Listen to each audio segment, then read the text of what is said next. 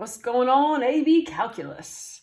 I am here to do the video circuits. I think this is putting it in my face. I miss you.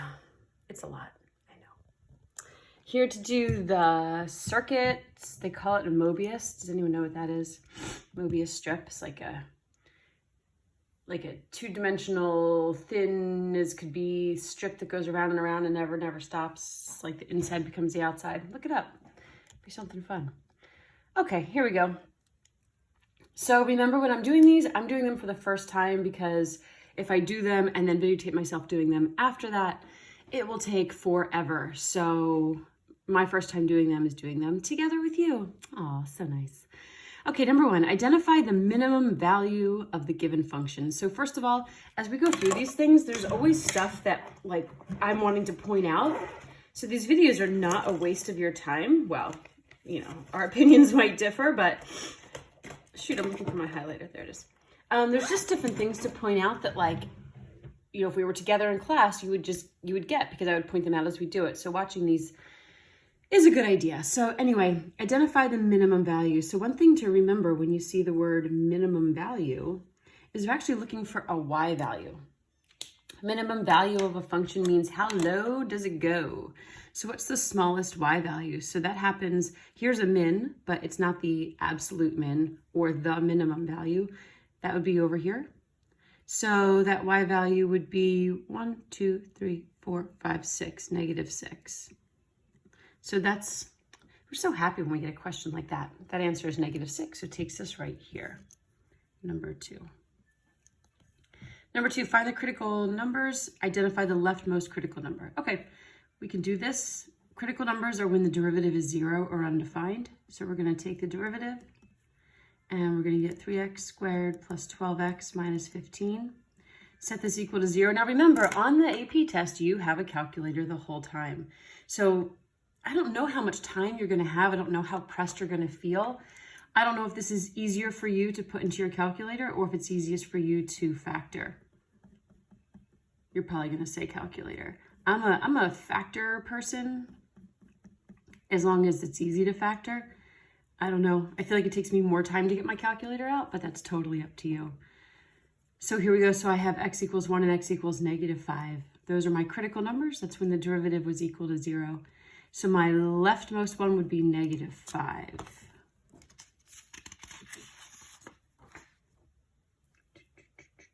There we go. So number 3. Apply the mean value theorem to the function on the interval 0 to 2. What is the average rate of change that is guaranteed by the theorem?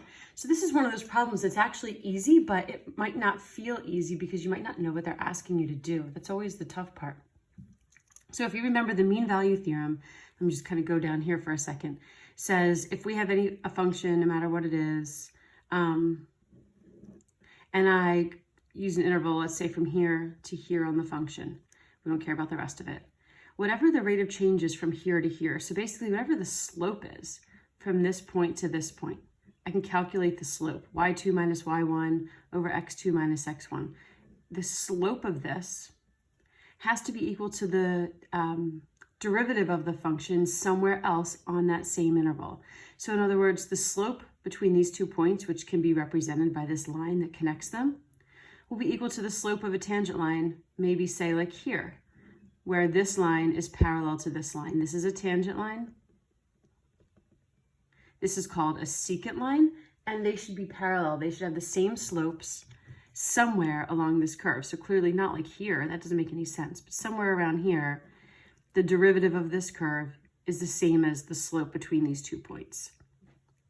So this question says, apply the mean value theorem to the function on the interval 0 to 2. What is the average rate of change that is guaranteed by the theorem? The average rate of change is really asking you for the slope between the 2 endpoints. That's the average rate of change. Here is called, the derivative is called the instantaneous rate of change. It's the rate of change at that instant, at that one spot. Average rate of change is the slope between 2 points, and it's an average. If I find this slope, it's not telling me what the rate of change was at all values along the curve. It's just telling me what the rate of change was between these two. And usually doesn't tell the whole, you know, it doesn't tell the whole picture. Think about here, the rate of change is, first of all, negative and really steep. Here, the rate of change is positive and really steep. Here, it's not very steep at all. So this is just the average. Anyway, all of that to say, they want you to just get the average rate of change of this function on this interval. The easiest thing to do is probably just to find out what are the 2 points we're looking at. This is an interval. These are 2 x values. What are the 2 y values that go with those points? So like if I had graphed it, what's this point and what's this point? So you can find the slope between them. So plug in 0 and get the y value of 3. Plug in 2 and we're going to get 3 plus 48 minus 8. So we should get 43. So these are the 2 points they're looking at. So whatever this looks like, whatever function this is not the picture of this, but whatever this function looks like, it's going to be something that like, whatever does that. Between 0 and 2, I have the point 0, 3 and 2, 43. They just want to know what's the slope between those 2 points. So the slope, y2 minus y1 over x2 minus x1. So 43 minus 3 over 2 minus 0. I get 40 over 2, which is 20. That's all they want. If they wanted me to continue with the mean value theorem, then I would then take the derivative of this function and set the derivative equal to 20 and figure out what x was, because that would give me this point. It would tell me where on the curve the tangent line has the same slope as that secant line that connects those 2 points. For this problem, all they want is 20. So I slide right over, and here's my answer of 20. This is number 4. Okay, spherical balloon, related rate. I know you hate them, but you know, follow along. Maybe something will come into your brain and you'll feel a little more comfortable. A spherical balloon is being filled with gas at a rate of 12 cubic feet per minute. Find the rate of change of its surface area, A, when the radius is 5 feet long. All right, so what are we given? We're given that the balloon is being filled with gas at a rate of 12 cubic feet per minute. So cubic feet per minute is a clue to tell us what 12 is referring to. That means that's a rate of change of volume. Cubic feet measures volume per minute. So I'm given that the volume is changing with respect to time at a rate of 12 cubic feet per minute. And they want me to find the rate of change of its surface area. So they want me to find dA dt when the radius is 5 feet long. The radius is going to change as the balloon gets bigger. So when the radius is 5, what's the rate of change of the surface area? So whatever we're trying to find, I want a formula for that. So I want a formula for surface area. Here's the bad news. I have no clue what the formula for surface area is. On the AP test, they're going to tell us. Of course, I'm using my camera right now to film this. I mean, my phone. Let me open my computer. So for those of you who get to this point and you stop because you're like, I don't know what surface area is, I'm just going to stop doing it. Don't do that. Use a resource. Get out a computer. Let's say surface area sphere. The world is at our fingertips. There we go. All right, the formula for surface area of a sphere is 4 pi r squared. So if I want to find dA dt, I'm going to have to take the derivative of this. So the derivative of area is derivative of A with respect to t. This is not a product rule problem. 4 pi is just a constant. So I'm going to take the power times 4 pi, gives me 8 pi, r to the first, times dr dt. I always have to chain on that dr dt. So let me move down here. So dA dt is what I'm looking for.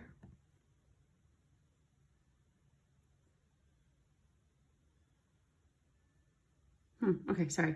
dA dt is what I'm looking for. So I'm going to have 8 times pi times the radius, which they told us was 5, times dr dt. Seriously, I don't have any expression for dr dt. They didn't give me dr dt in the problem. All they gave me was dv dt. So this is where you now probably say I'm done. But I need something to plug in for dr dt. So follow this. If they tell me what the rate of change of volume is, well, I know that the volume of a sphere is, I think it's 4/3 pi r cubed.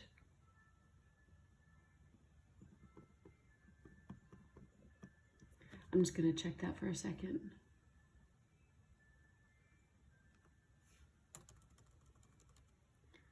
Volume. Yeah, 4/3 pi r cubed. So I can use that. I can take the derivative of that. So the derivative of this will be dv dt equals, again, this is just a constant. So I'm going to do 3 times 4/3 pi. So 3 times 4/3 is 4. So 4 pi r squared times dr dt. This is what I can use to find a value for dr dt because they give me dv dt. dv dt, I'm going to move down here. dv dt is 12. R is 5. And dr dt is the only thing I'm trying to find. So I can use that to find dr dt. So it's going to be annoying, but dr dt is going to equal 12 divided by 4 times pi times 5 squared. So 4 times pi times 5 squared.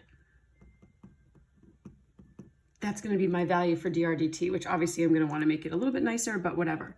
So 12 over 4 times 5 pi times 5 squared. Let's cancel some stuff out. Pi and pi, 5 with one of these 5s, 4 leaves me with 2. So I should have 24 over 5. And there we go, I'm up here. Okay, so, gosh, this is a rate of change of area. So if I wanted a label on it, it would be not cubic feet, but square feet per minute, because that's the label I'm going to use with area. But that's going to send me right up here. But then when I paused before, I was reading this. What is the value omitting units of dv dt? What is the value of dv dt? Oh, I guess 12. Oh, maybe this is where we're going to, whatever. I don't know. The answer to that little question is 12. I don't know if we need it or not, because like I said, this is the first time I'm going through it. So the value of dv dt is 12.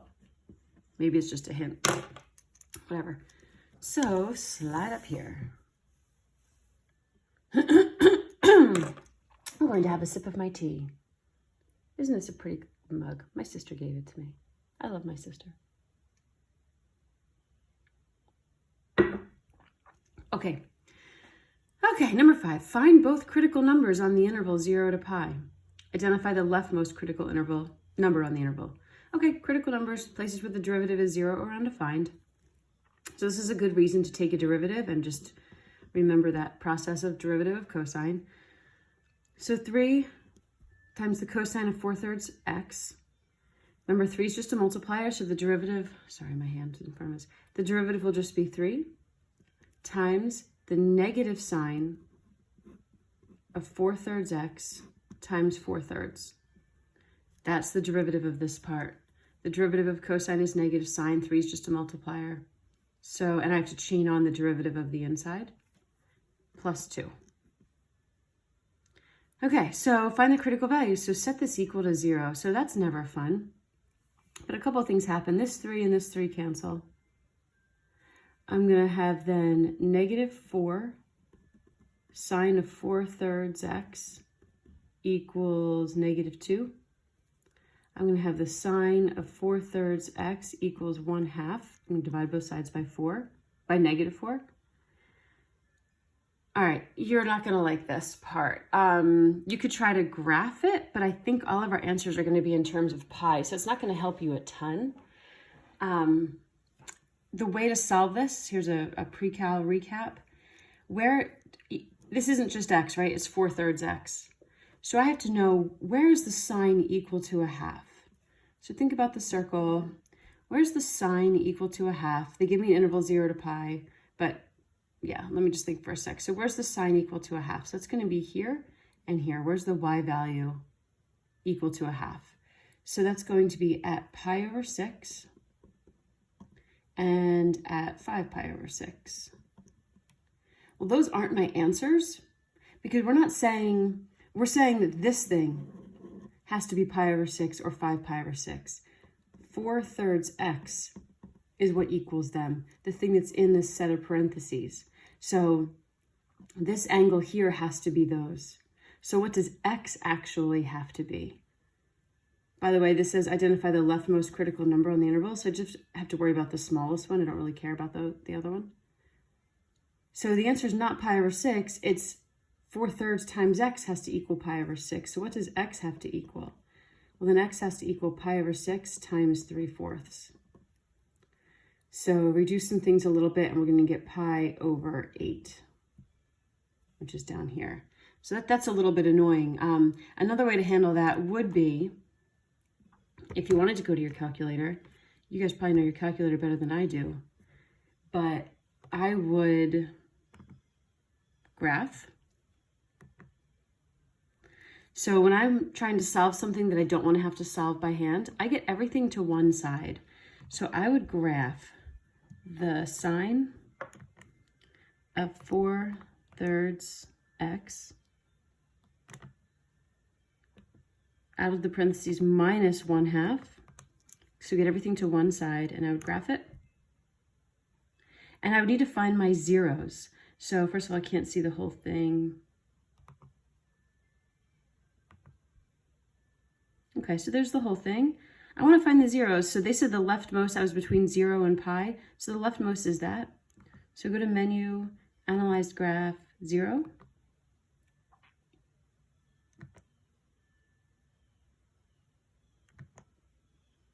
And there it is, 0.3926, which isn't really helpful because if you look at the answers on the circuit, there are no answers of 0.3926. But what you could do is like look for the answers that are all like radian measurements and take pi over 8 and see if that matches. So go see what is pi divided by 8. 0.3926. So that decimal answer matches that. So that's one way you could handle it. If what I set up here makes you really uncomfortable, you could go do it graphically and find the zero and then just look and see what answers you have if this is multiple choice. And if it wasn't multiple choice, they should take that decimal answer because it's correct. Unless they said leave your answer in terms of pi, but I don't really see them doing that. So anyway, down here, number 6. Okay, a conical pile of sand. Oh, another related rate. So a pile of sand in the shape of a cone is being added to at a rate of 15 cubic yards per hour. So right away I got cubic yards per hour. That's our volume. So dV dt is 15. The sand is piling in such a way that the diameter of the pile is always twice the height. So we got diameter, we've got height. So we're being given that the diameter is always twice the height. Find the rate of change of the height in feet per hour when the pile is 6 feet high. So find dH dt when h equals 6. So if you remember any of this from before, the cone problems were always a little bit weird. Because you're going to have some R's and H's in the problem and it can get a little bit tricky. So let's see what we got. We got something about volume that we know. We're trying to find out something about height. So let's use the formula volume equals 1/3 pi R squared H. That's the volume formula for a cone. Again, if it was the AP test, they would tell you that. So that's the volume formula. So some out of the sun. I would go ahead and take the derivative of that, but before I do, this would be a lot easier if I didn't have to deal with R and also H in the same problem. So since I'm trying to find out something about H, I want to keep H, but I want to get rid of R. Well, how can I do that? They told us the diameter is 2 times the height. Well, that doesn't tell me anything about the radius, but I do know that the diameter is the same as 2 times the radius. So the diameter I can replace with 2r because the radius is 2 times the radius is the diameter. So that tells me that the radius actually equals the height. So r and h are actually going to be the same, so I can replace that. I can replace r with h so that I don't have any r's at all. So my volume formula before I even start is 1/3 pi h to the third. That way I'll only have h's and volume, and no r's to worry about. So once I have this formula, now I take the derivative. dv dt equals 1/3 pi, again, is like a constant, so it's not product rule or anything. So 3 times 1/3 pi is going to just be pi h squared times dh dt. The problem asks us to find dh dt, so here we go. The rate of change of the volume I was given is 15. The height I'm given is 6. Man, they don't give you enough room to write. So dh dt is going to equal 15 divided by pi times 6 squared, or times 36. So if I reduce that a little bit, I'll have 5 over 12 pi. Hopefully that's an answer. It looks really funky to me.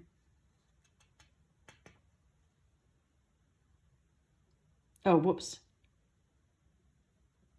Not 5, 3. Sorry, 3 over 12 pi.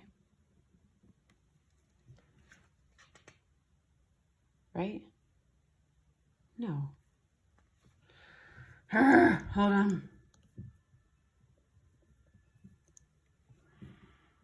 dv dt is 15 pi 6 squared. So 15 over 36 pi. Divide each by 3. We get 5 over 12 pi.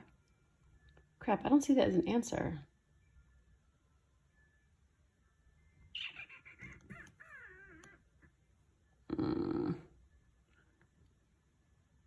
Let's see what that number is. Maybe it's this one up here. 5 divided by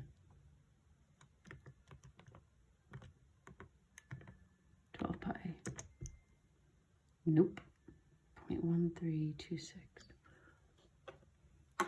Maybe you're yelling at me from home like, no, you did something wrong. I'm sure I did, because I'm looking at the answer on this other page is 3 over 25 pi. I'm thinking that's got to be it. So I'm thinking I had to have made a mistake. Let me go check my work. Sorry to be doing this with you right here. So, Sans Pine said to the diameter of the pile is always twice. The diameter is always twice the height.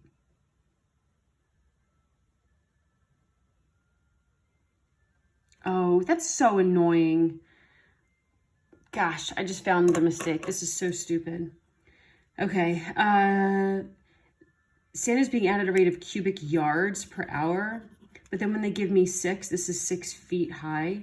So I have feet mixing with yards in the same problem. It's so stupid. But seriously, they really need to mess with us in our lives like this during this freaking pandemic. Don't even get me going. Ugh. Okay, so that means just go back to here.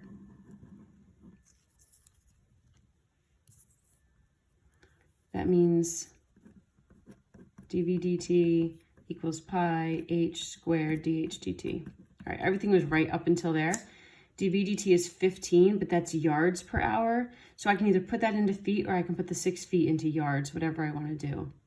So annoying. I'll change everything to feet. Because it says find the rate of change of the height in feet per hour. Such jerks. Okay, so whatever. If dv dt was 15, that was cubic yards per hour.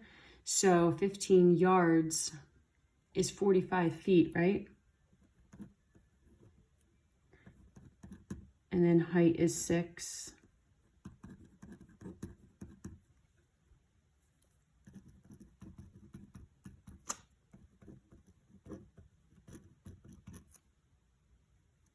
So 9 goes into this 5 times, 9 goes into this 4 times. 5 over 4 pi. It's still not an answer. Oh my God. I want to scream. Let me see what it is on here. 5 divided by 4 pi.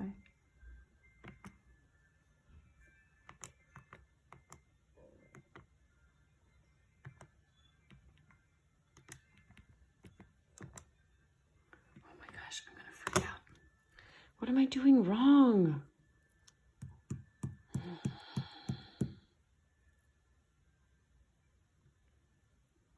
"15 cubic yards per hour."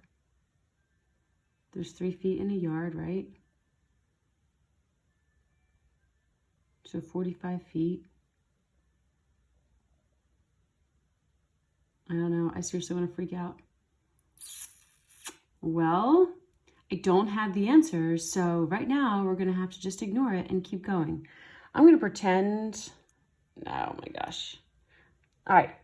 I'm going to pause the video and try to figure out what's going on, and then I will continue it, I think. Nah, forget it. I'm just going to keep going. Who cares? I don't know. I think the answer is 5 over 4 pi. I'm clearly wrong, but I don't know why. I'm sure if we were in class and we weren't in the middle of a freaking pandemic, you could just be like, oh, look and see. This is how you do it. And we could figure out our answer. But it's not working right now. I'm going to go to this one. I have no clue if this is the next one or not, but I'm going to go to it and we're going to see what happens. Because I feel like that looks like what my answer is supposed to look like or something. Whatever. All right. The reason why I want to keep going too is I feel like this is an important question for you to see. Make sure that you're comfortable with because it's easy. A particle is moving along a given curve with dy dt equals 1/4. So it just means the change of y with respect to time is 1/4. And y equals the cube root of x. Find dx dt when x equals 2. So you would look at this and probably think, I have no clue what they're asking you to do. But they're only asking you to say, okay, y equals cube root of x, so x to the 1/3. They want you to find dx dt, so they want you to take the derivative of this all with respect to time, which is fine. It's how we just took the derivative of our volume stuff. We took the derivative with respect to time, so every variable that wasn't t needed a chain on of d whatever dt. So when I take the derivative of y, the answer is 1 times dy dt. And the derivative of x to the 1/3 is 1/3 x to the negative 2/3 times dx dt. That's what taking the derivative with respect to time looks like. It's still the same derivative rules. It's just that every variable needs a chain on now because I'm not with respect to x, I'm with respect to time. So they're telling me dy dt is 1/4. They're telling me x is 2, so it's going to be 1 over 2 to the 2/3. Right, when I plug 2 into that, this is a negative exponent. It's going to put that down. Times dx dt. And I'm solving for dx dt. So I'm going to multiply everything by 3 times 2 to the 2/3. So dx dt is going to equal a 3 on the top, a 2 to the 2/3 on the top, and a 4 on the bottom. And I multiply both sides by that. So I'm going to have to reduce this 2 to the 2/3. So just to remind you, that means 2 to the second. So that means 4 to the 1/3, or the cube root of 4. That's the answer. It's not simplified. Let me see what the decimal equivalent of that is. So if I'm going to put that in, it's going to be 3 times, I'll go 4 to the 1/3 divided by 4. 1.19. So did they do that? Is it 1.19? Yeah, that's up here. So they actually made it a decimal. 1.190. So it's going to take us up here. Oh my gosh, another cone. Okay, I'm not doing it. I really don't feel like it, and I am tired of it. So, and again, we have a cubic yards per hour and a feet per hour. Oh, it's the same freaking problem. Sorry. It's the same problem. So we're going to get an answer here that we're not really sure if we're right or not. So right now I'm going to go frown face with a tear. because it's really driving me nuts. So, okay. Let's scooch over then. Let's do this one. Try that one. Maybe pause it and try it. It's the same thing. A particle is moving along a curve. dy dt is this. Here's the equation. Find dx dt when x is 3 and y is 4. So we're going to take the derivative of this with respect to time. Plug in what we know, find what we don't know. So go ahead and try it. Maybe pause it, and then I'm going to explain it. So the derivative of x squared is going to be 2x times dx dt. The derivative of y squared is 2y times dy dt. And the derivative of 25 is 0. And now I'm just plugging in. It's really important. Put my face up here. It's really important when you, that you can do the easy ones, especially the easy ones that are asked in a weird that's hard. So this is one of those that's like, the way they're asking it seems tricky and people might feel confused, but it's actually easy. So if you know what you're doing, you got a leg up over other people who don't. And it's kind of all about comparing yourself to the nation in terms of getting a good grade on this thing. All right, let's plug it in. X is 3, dx dt is unknown. Y is 4, dy dt is -6, equals 0. So we have 6 dx dt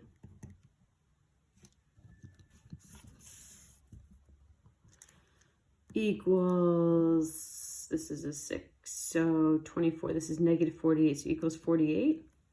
So dx dt equals 48 divided by 6. I don't know what that's going to be. 8. I saw an 8 over here somewhere. Oh my gosh, it's the same problem. Oh my gosh, this pile of sand. I want to die. No, I want to punch it in the face. Convert cubic yards to cubic feet. Oh, do you think that's what I'm doing wrong? Convert cubic yards to cubic feet. Oh, 1 cubic yard does equal 9 cubic feet, not 3, because the whole cubic thing, or like 27.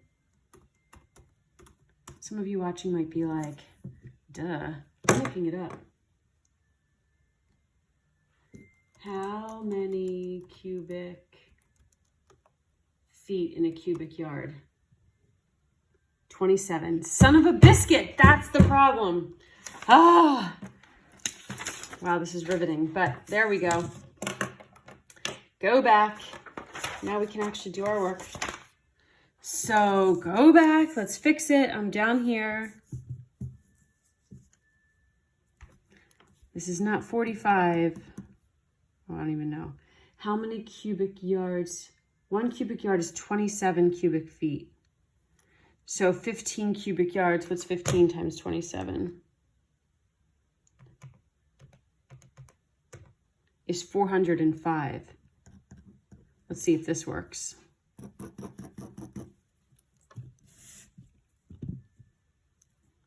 So 405 divided by 36 pi. Oops.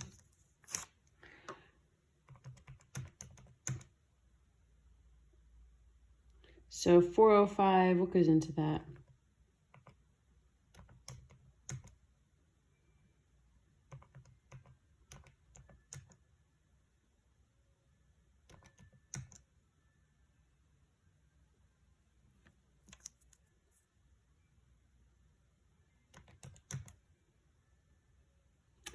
I think it's divisible by 27. So 405 divided by 27.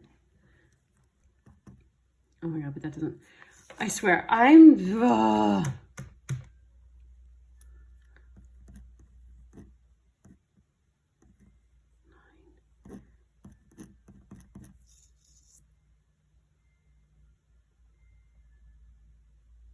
45 over 4? That's not an answer though, is it? Nope. I still don't have it right. Oh my God. Oh my gosh.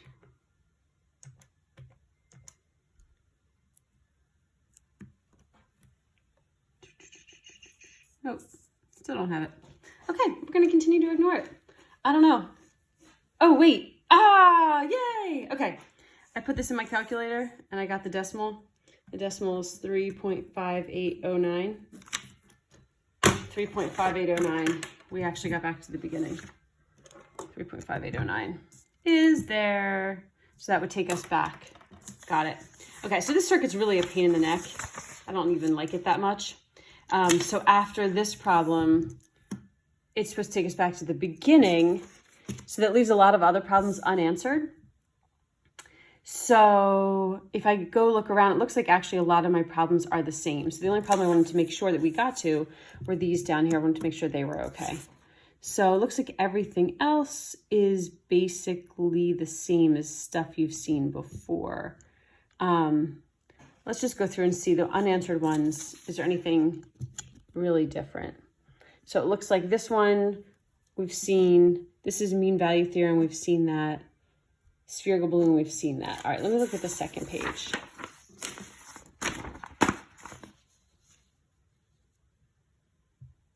Okay, let's look at just a couple of these to make sure that we do everything that is needed. This says identify the x value where the absolute maximum occurs, and we have an interval.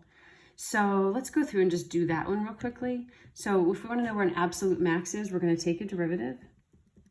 So I'm going to have 12x to the third minus 24x squared minus, oh gosh, 96 times 2, 192x plus 384. I'm going to set that equal to 0, and now I'm definitely going to need a calculator.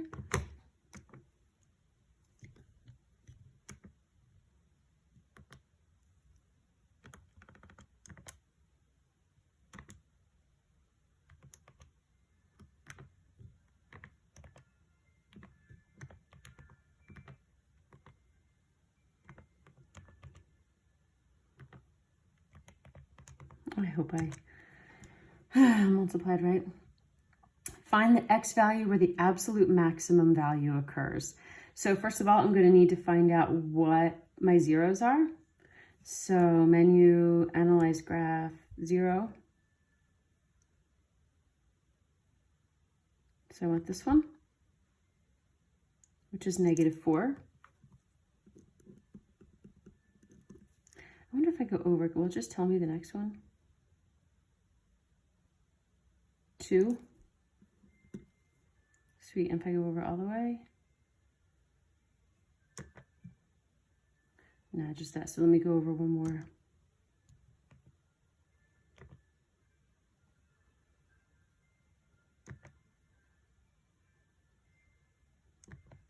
Oh crap, I clicked minimum. Okay, actually, I think it was happening at 4. So find the x value where the absolute max occurs. So when they ask you for absolute max, they're asking you to make that number line and look at the original function and test your critical values and then also test your endpoints. So they want you to go to the original and plug all these numbers into the original and find out what all the y values are. And the biggest y value gives us our max. I'd say the easiest way to do this, instead of plugging everything in, would be, I'm going to graph this, and honestly, yeah. X, oops.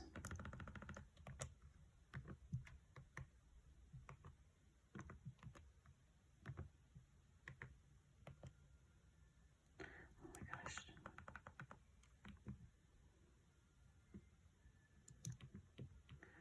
What is happening? 3x to the 4th.